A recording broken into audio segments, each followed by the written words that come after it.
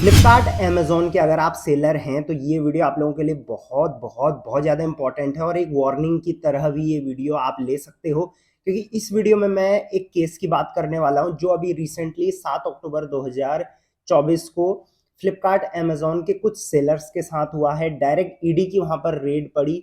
क्या है पूरा केस, क्या था सिनेरियो और इसमें क्या-क्या कॉन्सिक्वेंसेस हो सकते हैं, आप एज़ अ सेलर इससे कैसे बच सकते हो और फ्लिपकार्ट अमेज़न पे अभी जो इतने केसेस लग रहे हैं, अभी जो सीसीआई भी पीछे पड़ा हुआ है, ईडी भी पीछे पड़ा हुआ है, तो इस चीज़ के पीछे फंडा क्या है? इन सारे टॉपिक्स पे मैं क्लियरली बात करने वाला हूँ।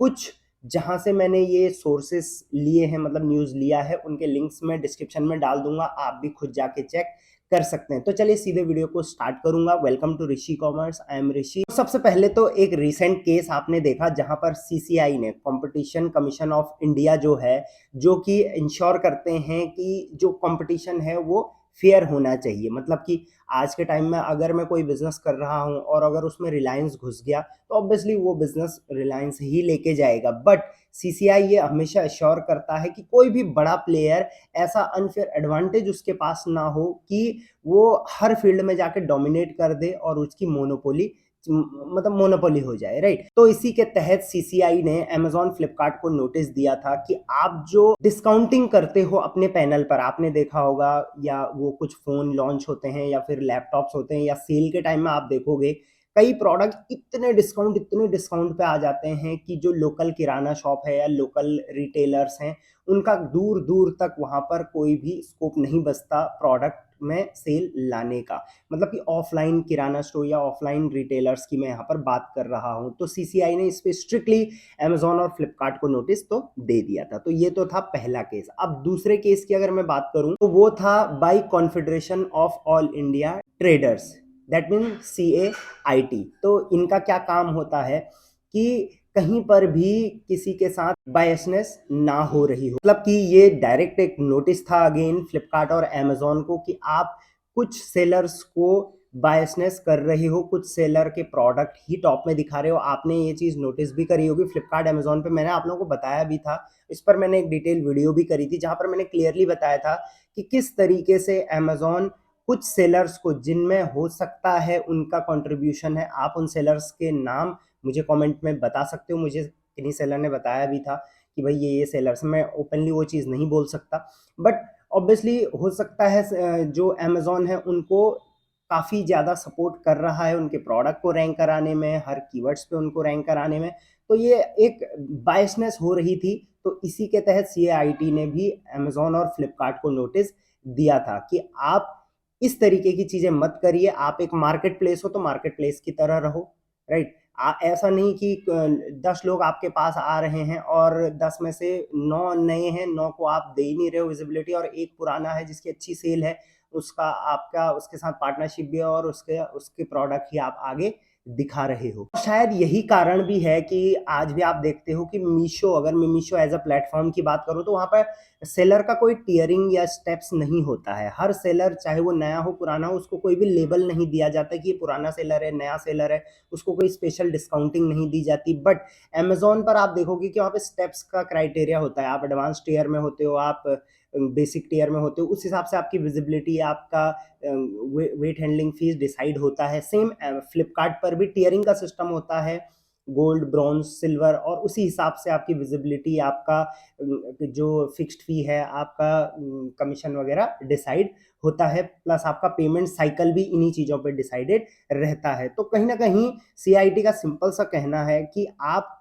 कुछ सेलर्स को ऐसा एडवांटेज मत दीजिए। सिर्फ़ जो अभी मैंने बात करी वो तो चलिए सेलर अचीव कर रहा है, बट इसके अलावा जहाँ ऐसा नहीं होना चाहिए कि कुछ सेलर्स के साथ आपकी कुछ पार्टनरशिप हो और उन्हीं को आप आगे दिखा रहे हो। तो ये चीज़ के ऊपर CIT ने अमेज़न को और फ्लिपकार्ट को डाँट लगाई थी और ऑब्वियसली इसमें फाइन वगैरह भी, अभी ये केस चल ही रहा है और कन्फर्म हो गया है, राइट? बट अभी जो रिसेंट केस आया है, ये आया है ईडी की तरफ से। एनफोर्समेंट डायरेक्टरेट, आपको भी पता है इसका फुल फॉर्म। अब इसमें हुआ क्या, ये मैं आपको एक्सप्लेन करता हूँ ये देखिए ये डायरेक्टली फ्लिपकार्ट सबसे पहले तो देखो बहुत सारे सेलर जब ये ऐसी चीज़ें सुनते हैं तो डर जाते हैं, फिर वो इधर-उधर सर्च करते हैं, यूट्यूबर अलग-अलग वीडियो बना के उनको डराएँगे और अल्टीमेटली आपको राइट नॉलेज नहीं मिलेगी। बट मैं आपको करेक्ट इन्फॉर्मेशन बता देता हूँ, हुआ क्या था, ईडी ने कई सेलर्स के जो वेयरहाउसेज़ हैं प्लस उनकी जो लोकेशन है वहाँ पर रेड करी। मतलब लगभग 20 से 25 सेलर्स ऐसे थे जिनकी रेड करी, जिनके वेयरहाउसेज़ पे और ये पाया गया कि ये फेमा जो पॉलिसी है इंडिया की फॉरेन एक्सचेंज मैनेजमेंट एक्ट 1999 इसका पालन नहीं कर रहे हैं। प्लस मनी लॉन्ड्रिंग भी यहाँ पर पाई गई है कुछ अमेज़न और फ्लिपकार्ट के सेलर्स के साथ। अब जब ये छापा पड़ा तो ये सब चीज़ें देखी गई। अब मतलब फेमा है क्या वो मैं आपको बता देता हूँ। देखिए सिंपल सी चीज़ है, जब आप इंडिया में बिज़नेस कर रहे हो तो आप ऑब्वियसली कई लोग होते हैं जिनको फॉरेन में अपना ट्रेड करना होता है, एक्सपोर्ट इंपोर्ट करना होता है, प्लस कई हम फॉरेन करेंसी के रूप में भी अपना जो है वो रखते हैं अपनी मनी, प्लस मनी लॉन्ड्रिंग भी इसी चीज़ में आता है। प्लस अगर आपके पास कोई ऐसा एसेट है, जो एसेट आपने ले रखा है ब्लैक मनी को छुपाने के लिए, तो मतलब ये पैसे से रिलेटेड अगर आप कोई भी घोटाला वगैरह करते हो, तो ये फेमा एंड फेरा एक्ट के अंदर आता है। तो अब फ्लिपकार्ट और अमेज़न के कई सेलर्स पर जो कि दिल्ली से थे, सूरत से थे, बैंगलोर से थे, इन पर ये चीज़ प्रूफ हुई, छापा पड़ा और ये चीज़ निकाली गई और ईडी ने इनको घेरे में ले लिया। लेकिन अब इसमें फ्लिपकार्ट और अमेज़न बीच में क्यों आ रहा है? क्योंकि ऑब्वियसली भाई देखो, ये चीज़ तो मानने वाली है कि अगर किसी सेलर के पास ऐसा अगर पाया जाता है तो वो फ्लिपकार्ट अमेज़न पे बेच रहा है तो उन दोनों की गलती नहीं है। बट ये जो सेलर्स थे, इनमें से कई सेलर ऐसे थे जो फ्लिपकार्ट और अमेज़न के प्रिफर्ड सेलर थे। मतलब कि जो सीएआईटी केस में मैंने बताया था कि फ्लिपकार्ट अमेज़न कुछ सेलर को प्रेफ़र कर रहा है यहाँ पर रैंकिंग, वो सेलर्स इनमें से कुछ थे और इसी वजह से यहाँ पर अमेज़न और फ्लिपकार्ट भी घेरे में आ गया है। अब देखिए, मैं आपको एक और चीज़ बताता हूँ कि अकॉर्डिंग टू गवर्नमेंट या according to RBI market places के लिए कुछ रूल्स निकाले गए हैं, जो रूल्स आज भी अमेज़न और फ्लिपकार्ट प्रॉपर तरीके से फॉलो नहीं करते हैं। लेकिन ऑब्वियसली उनके पास उसकी सारी गाइडलाइंस है, उसकी सारी परमिशंस वगैरह है, बट रूल्स क्या कहते हैं वो मैं आपको बताता हूँ। आप वो रूल्स मतलब सुन के ही हैरान हो जाओगे।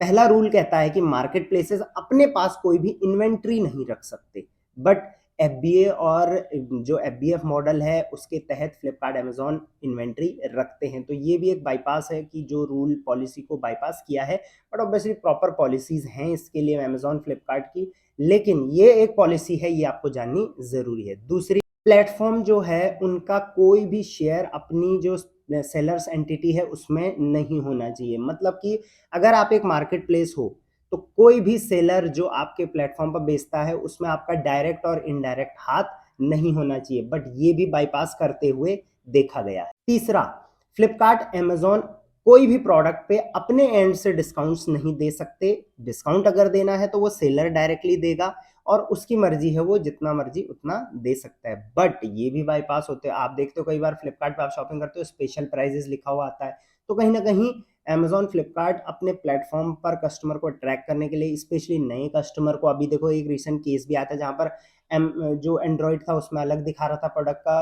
रेट और एंड आईओएस में अलग दिखा रहा था। तो ये भी एक स्ट्रैटेजी है मार्केट प्लेस की। प्लस नए कस्टमर को अलग दिखाई देता है कई बार, पुराने कस्टमर को अलग, प्लस कस्टमर, प्राइम कस्टमर, इसके अलावा स्पेशल प्राइजेज़ वगैरह-वगैरह। तो ये सब जो डिस्काउंटिंग कर रहा है, जैसे ज़ीरा प्रमोशन फ्लिपकार्ट का था, तो कहीं न कहीं मार्केट प्लेस कभी भी डिस्काउंट्स में जो है वो डायरेक्टली पार्टिसिपेट नहीं कर सकता। ये भी एक रूल है, बट ये भी अमेज़न, फ्लिपकार्ट बाईपास करते हुए नज़र आए हैं। और चौथा रूल ये सेलर्स के लिए है कि अगर आप एक ऑनलाइन सेलर हो, तो आप जैसे अमेज़न बी2बी है, तो बी2बी प्लेटफ़ॉर्म से जितनी आपकी टोटल इन्वेंट्री है उसका 25% ही प्रोक्योर कर सकते हो, सोर्स कर सकते हो, इससे ज़्यादा नहीं कर सकते। बट ऑब्वियसली चलिए ये तो बाईपास होता ही होता है। तो ये ऐसे कई रूल्स हैं जो आरबीआई ने दिए हैं, जो गवर्नमेंट ने दिए हैं या जो गवर्नमेंट की जितनी बॉडीज़ हैं जो ई-कॉमर्स को देखती हैं, बट लेकिन उसके बावजूद भी ये बाईपास होते हुए नज़र आए हैं। तो ये था एक कंप्लीट केस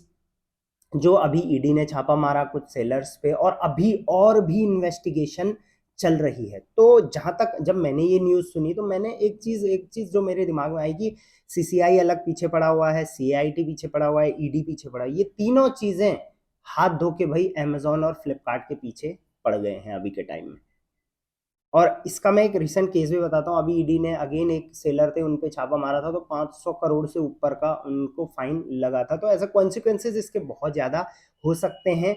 मेरा पर्सनल यहाँ पर ओपिनियन ये है कि अमेज़न और फ्लिपकार्ट को अपनी पॉलिसीज़ को एक बार डीप में चेकआउट करना चाहिए। सेलर्स को बराबर का मौका देना चाहिए कि वो आएँ मार्केट प्लेसेस पर बेचें, क्योंकि आज एक नया सेलर जब अमेज़न पे जाता है, फ्लिपकार्ट पे जाता है, तो उसको सेल लानी बहुत डिफ़िकल्ट हो जाती है। देखिए, मैं इस फ़ील्ड में पिछले 10 साल से वर्क कर रहा हूँ। मेरे पास बहुत सारे क्लाइंट्स हैं। जब नया कोई क्लाइंट आता है, उसकी सेल लानी बहुत डिफ़िकल्ट हो जाती है, बट पुराना कोई आता है, उसकी बढ़ानी बहुत आसान हो जाती है। लेकिन मीशो पर आप देखोगे एक नया सेलर भी बहुत कम टाइम में बहुत अच्छी सेल ले आता है। मैं यहाँ पर मीशो की तारीफ नहीं करूँगा, बट एज़ अ प्लेटफ़ॉर्म सबके पास बराबर मौका होना चाहिए। अगर कोई नया सेलर आता है, पुराना आता है, कोई भी प्रोडक्ट लेके आता है, कि उसको अपने प्रोडक्ट को ज़्यादा से ज़्यादा कस्टमर तक पहुँचाने का राइट हो। अमेज़न और फ्लिपकार्ट पे आज भी 40% जो ट्रैफ़िक आ रहा है या आपके प्रोडक्ट पे विज़िबिलिटी आ रही है, वो एड्स के थ्रू आ रही है। क्यों? इनका रेवेन्यू जो है वो एड्स के थ्रू ही हो रहा है।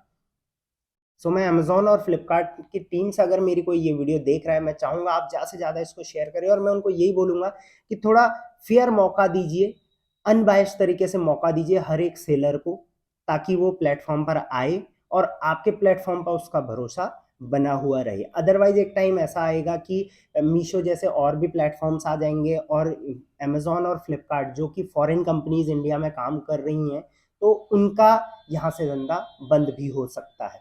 क्योंकि जब बाहर की कंपनीज़ इंडिया में आ रही है, तो ऑब्वियसली पैसा बाहर जा रहा है। तो इसी वजह से गवर्नमेंट इसको स्ट्रिक्टली रखती है, एंड प्लस इन दोनों की जो है इंडिया में काफ़ी बड़ा दबदबा है। आज भी फ्लिपकार्ट, अमेज़न ही लोग जानते हैं। तो जिन चीज़ों की मोनोपोली होती है जो कंपनीज़ की, उन पे ज़्यादा स्ट्रिक्ट एक्शन लिए जाते हैं। अब आपको एज़ अ सेलर क्या करना है? देखिए, सबसे पहले तो सीआईटी हो गया या सीसीआई हो गया, इस पे मैंने ऑलरेडी पहले वीडियोस बनाई हुई थी, तो इस पर मुझे ज़्यादा बोलने की ज़रूरत नहीं। ये ईडी वाली जहाँ पर बात है, तो भाई देखो, आप अगर कोई भी अनफेयर प्रैक्टिस नहीं कर रहे हो, मतलब मनी लॉन्ड्रिंग नहीं कर रहे हो या पैसा इधर-उधर इकट्ठा नहीं कर रहे हो, ब्लैक मनी वगैरह-वगैरह, तो ये सारी चीज़ें, फॉरेन से ज़्यादा पैसा इधर-उधर डॉलर के रूप में नहीं रख रहे हो, तो आपको डरने की, देखिए, यहाँ पर कोई भी ज़रूरत नहीं है। मुझे लगता है कि एक न्यू सेलर के लिए या एक कॉमन सेलर के लिए यहाँ पर कोई भी थ्रेट नहीं है। मार्केट प्लेसेस हमारे पास बहुत सारे हैं, एक जाएगा दूसरा आएगा, और हम वहाँ पर वर्क करेंगे। अभी क्विक कॉमर्स भी आ रहा है, हो सकता है कल के टाइम में हम क्विक कॉमर्स पर काम करना शुरू करें। आपकी इसके बारे में राय मुझे कमेंट में ज़रूर बतानी। ये वीडियो मैं चाहता हूँ ज़्यादा से ज़्यादा सेलर्स तक पहुँचे, प्लस मैं चाहता हूँ आप टैग करिए फ्लिपकार्ट, अमेज़न को, और इन कोशिश करते हैं कि वो हमारी वीडियो को देखें और इम्प्रूवमेंट करें। चलिए, till then, thank you very much, keep selling online.